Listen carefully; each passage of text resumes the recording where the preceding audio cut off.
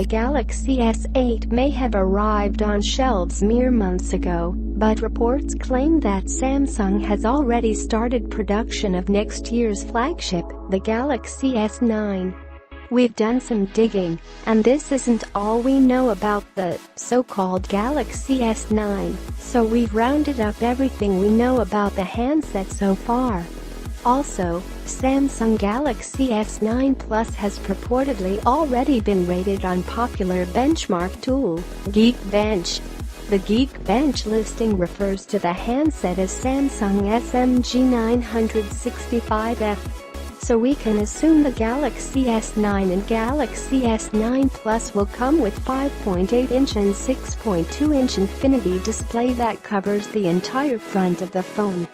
The body will, once again, be water-resistant and made out of glass and metal. Also, it seems that the fingerprint scanner will be embedded into the display. But we can't be 100% accurate. Moreover, the camera of the S9 will be an advanced version of the dual-lens camera currently found in the Galaxy Note 8. It might even be able to capture video at a rate of 1000 frames per second.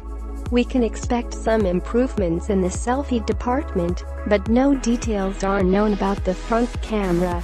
Under the hood, the Galaxy S9 will come with Qualcomm's Snapdragon 845 or Samsung's own next-generation Exynos, depending on where you live. There will be at least 6GB of RAM and 64GB or more of internal storage. Anyway guys, we're not responsible or guarantee that the information on this video is 100% accurate. But what do you think about this newcomer? Let me know in the comment section, and stay tuned for the latest tech news.